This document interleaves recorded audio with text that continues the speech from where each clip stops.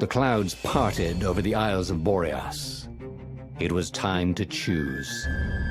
The rebellion was in trouble. Ravens were scouting for the secret rebel base. They needed a game changer. Pieces of the Sky Ripper had surfaced. Renata knew that using it could go catastrophically wrong, but he was sure he could figure out how to use it safely. Also, a temple had risen out of empty desert. The Iblis Stone was hidden there. It was a dangerous artifact. It could corrupt its user into a bloodthirsty monster. Maybe he could find a way to use it, to take its power without surrendering to its wickedness. And also, his old friend Lupino needed rescuing. Of course, Renato had a pretty strong suspicion that Lupino had betrayed the rebellion, and he had a gut feeling that he needed to use that to his advantage. The island was windswept desert. No one went there except ostriches and ostrich hunters. The Iblis Stone. It would whisper promises in his ear, offer him power for blood. But this time, Renato was sure he could master it.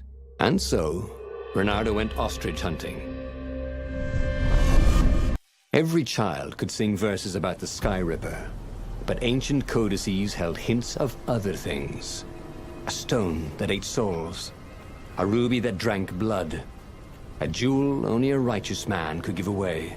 Were all these things the Iblis Stone? Long hidden in a buried temple? Another ancient item that was only resurfacing now? Drawn up from the deeps by the Emperor's horrific rituals?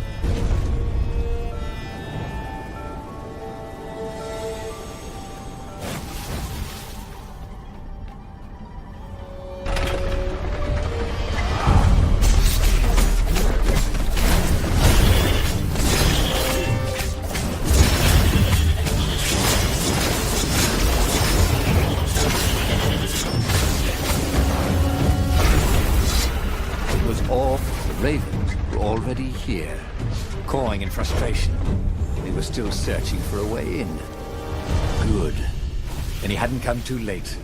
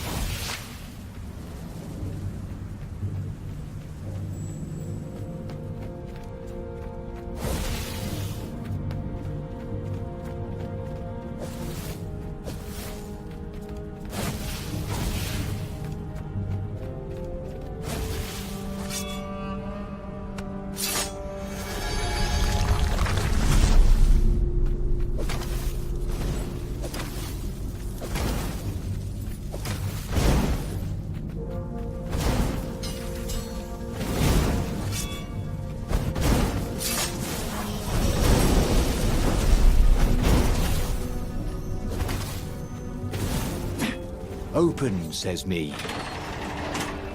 There had to be some way to use the Iblis Stone. It was old, wasn't it? People are so much cleverer now. And Renato was pretty sure he was cleverer than most people.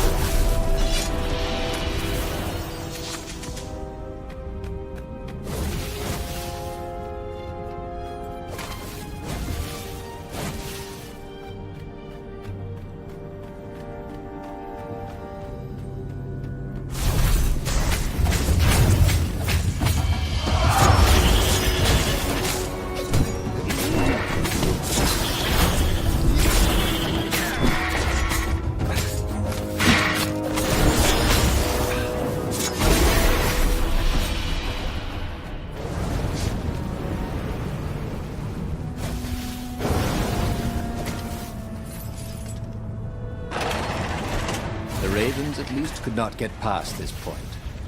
Obviously, the temple builders knew how to deal with tomb raiders.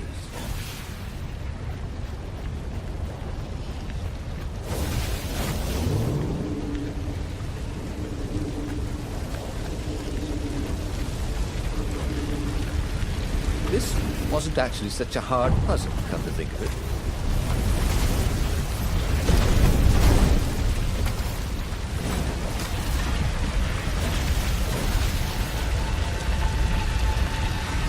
It was a stone of the purest blackness.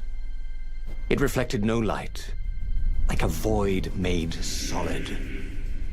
Nervous, he picked it up. I can make you mighty. Who said that? Give me blood. It was the stone, eager, thirsty.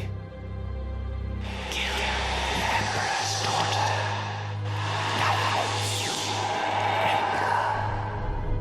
That seemed tempting and terribly wrong. Zenobia was the Emperor's greatest general and a potent witch. But they had been close once. And he had a sneaking suspicion the gem would try to control him. Why not capture the core of Sky Ripper instead? It was the eye of a lost god torn out by the transcendent Emperor to power his greatest weapon. What's the core? Said the stone anxiously. But even though Renato knew how evil the gem was, he had a clever plan for dealing with it.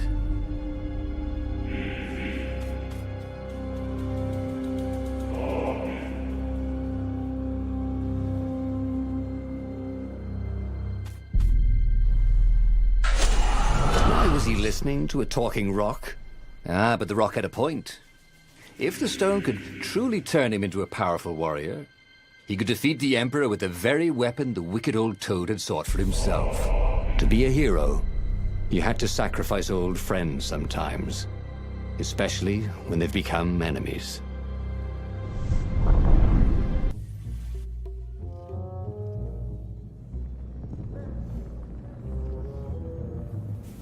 As he placed the impossibly black crystal in his gauntlet, Renato had a sudden vision.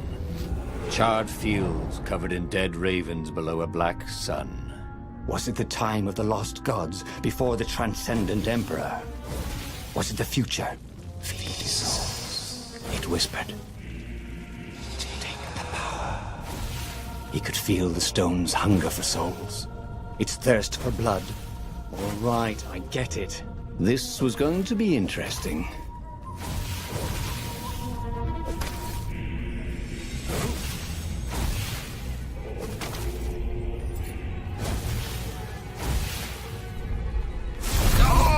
You got such delicious looking eyeballs! Caught the lead, Raven. Thank you, I think. Said Renato. It never hurt to be polite.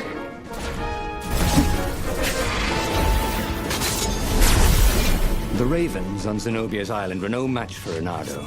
They screamed as the stones sucked out their souls. And with each death, he felt stronger. Take the power, the stone told him.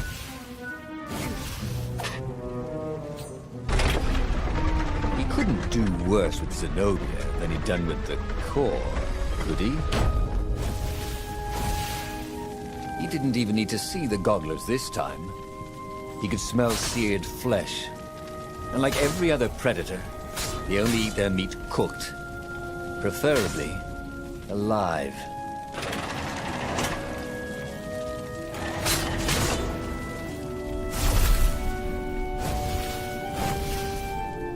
Zenobia was waiting for Renato. She was alone, confident as always. Fire danced at the tips of her claws. Are you here to surrender? She seemed as cocksure as he felt. But she didn't know he had the stone. And I've missed you too, love. He chuckled. She spotted the stone and bolted without another word.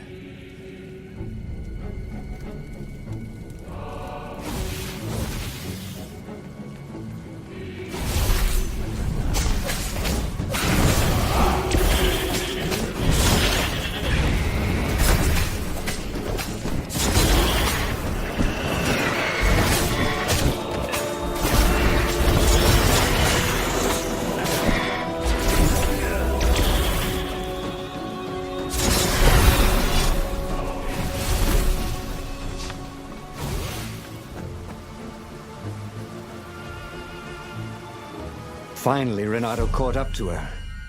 He had never seen her scared before. At school, she'd been the determined, brave one. Now her eyes were wide, frightened. He didn't like seeing her this way. "Kill her," whispered the stone. "You cannot win your rebellion without it. Please." "No," said Zenobia. "Not that way." Oh, they had been so close once. Could he really feed her soul to his demonic gem? But if he spared her, he would not get the full power of the stone. Oh, how could he be the hero he wanted to be? Renato hesitated. Zenobia was his greatest enemy. She was the Emperor's daughter and his greatest general, and the single person Renato least wanted to remove from this world, especially that way. She was holding her arms out before her, hands fluttering, fending him off with hopeless urgency. Nope, she was weaving a spell. He couldn't move. "This thing is evil," she said. She slid the Iblis Stone out of its slot in his gauntlet and slipped it into a bag. "Maybe we can learn from it." She eyed him with a strange, wry, apologetic look. "I missed you too." And before he could move again, she was gone. Learn from the Iblis Stone? What did that mean? Would she take it to the palace or to the observatory on the Nexus? If she thought it was evil, she wouldn't want it in the palace. And, after all, it was evil, wasn't it? Maybe I can outrace her to the observatory, thought Renato. Cats can run faster, but foxes can run longer.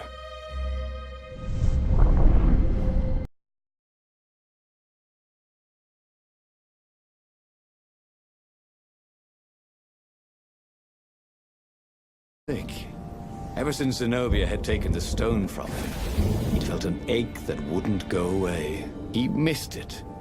He wanted it back. He needed it back. Why hadn't he killed her when he had the chance? She was the enemy. He hadn't even seen her in 14 years. Why had he hesitated? You're a sucker for an empowered woman. Renato kicked himself. Don't make that mistake again.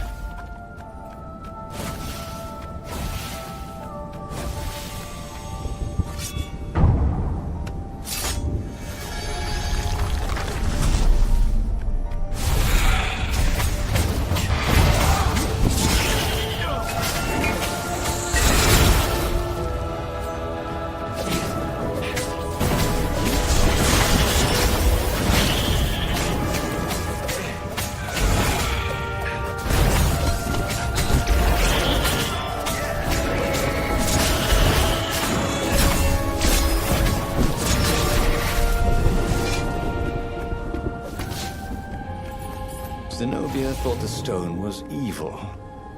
Was it? Well, yes, but he still longed to have it back. He'd felt so good killing ravens with it, and yet he'd felt unclean ever since he'd touched it. She confused him. She'd made him want to be a better fox, and then she'd abandoned him, never telling him she was the Emperor's daughter, never contacting him since. Well, then who was she to tell him the stone was evil?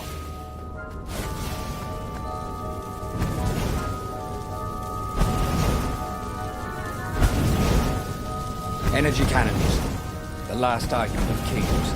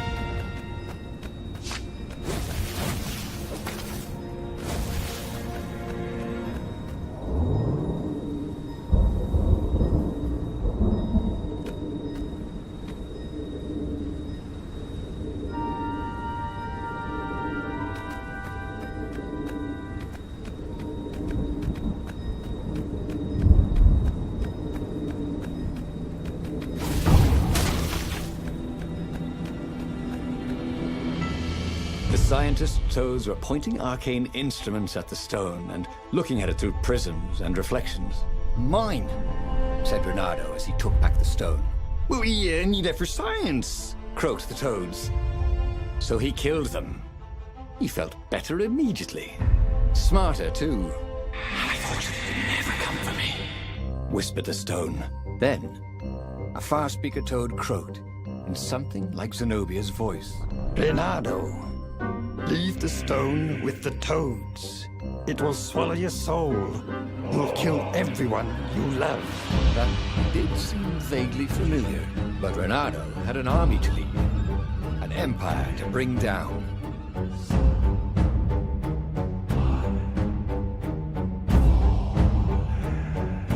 I know you can fight this thing. Zenobia continued in the far speaker's croak. You let me live. You know how evil it is. It will destroy you, Reynardo. It will destroy everything you love. He had tried to convince himself that this time he would control the Iblis Stone. But he could feel his will becoming brittle. She was right. He would get rid of it. Right? Now. Or now. He didn't really want to. I know. I'll go to the mountains, Reynardo thought. I'll find the strength to do it in the peace and quiet there.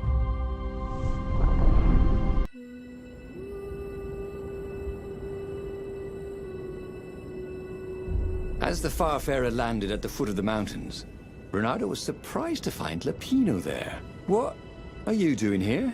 Oh, you wouldn't believe it. I was stowed away on an Imperial courier ship, dressed up as a combat nurse carrying a general's beak transplant. This is not a great time, said Reynardo, who was pretty sure he did not, in fact, believe Lapino's story. That's when you need your friends, said Lapino. I just need some peace and quiet, said Reynardo, and grimly set out on the path.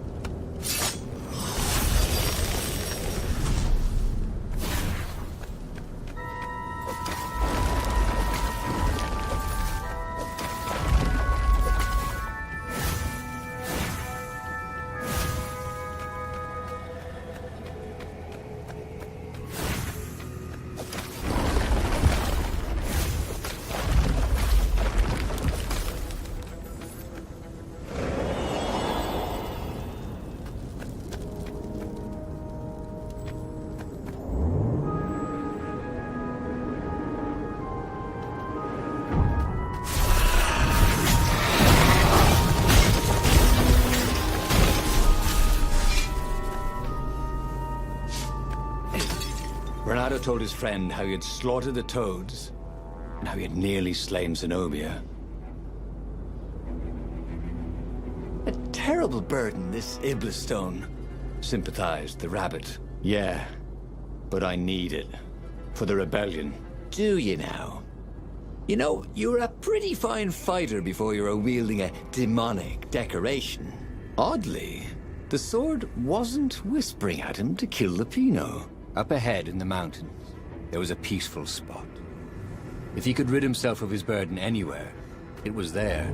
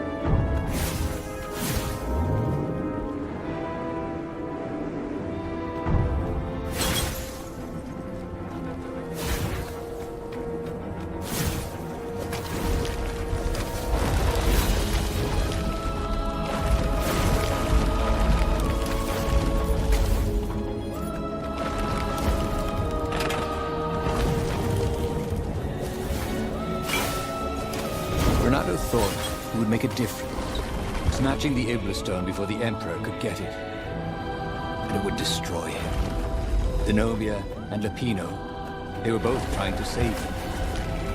Peace. That was what he needed.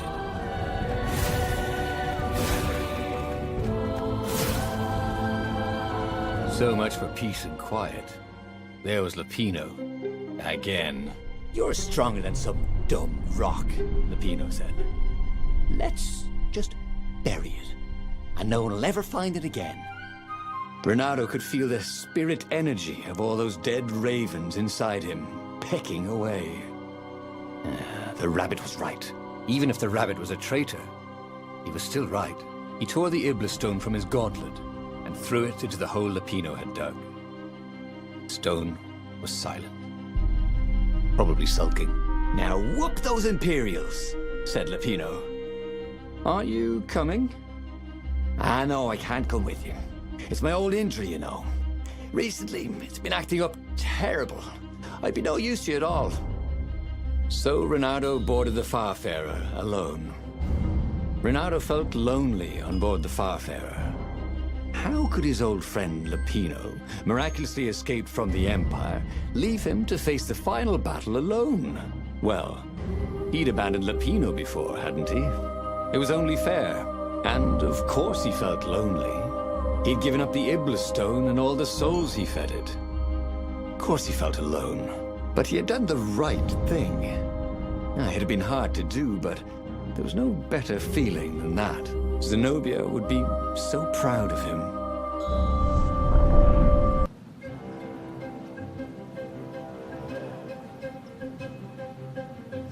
The battle, alas, was not going well. He no longer had the stone, and he'd never gotten the core. Lupino wasn't with him, and he was up against Zenobia, out there somewhere, maneuvering the Emperor's forces.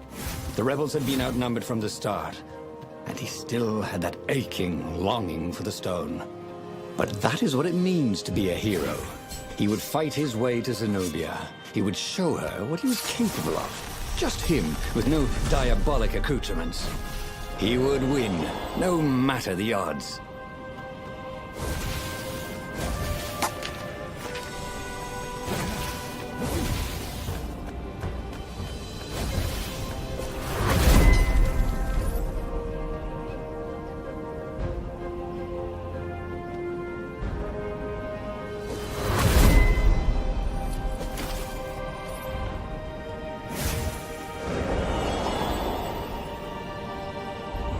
Yes, that was it. Pirouette, slash, parry, dodge. Renato had never done such good work in a fight. He wished the poets were along to sing of his exploits for his old age. Maybe he wouldn't have to kill Zenobia. Maybe he could defeat her and take her prisoner. Then he could turn the tide against the Emperor. If she wasn't crowned princess, once it was all over, she'd have more time for him, right?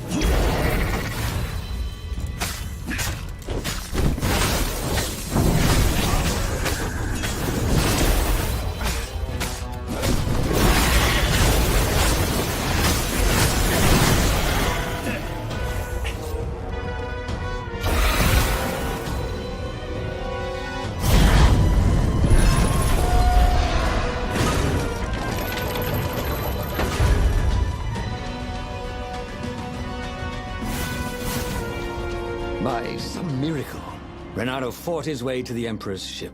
He was exhausted, bleeding, but he'd found the strength to reject the stone. Zenobia came out of the ship. "Renato!" she shouted, and then she fell down and died. Lapino was behind her, wielding a sword that seemed to suck all the light out of the sun. "You idiot! You threw the stone away!" cried Lapino. "You said it was evil." "It hates sanctimonious prigs like you," laughed Lapino. "And we're having a grand old time." Renato turned and ran.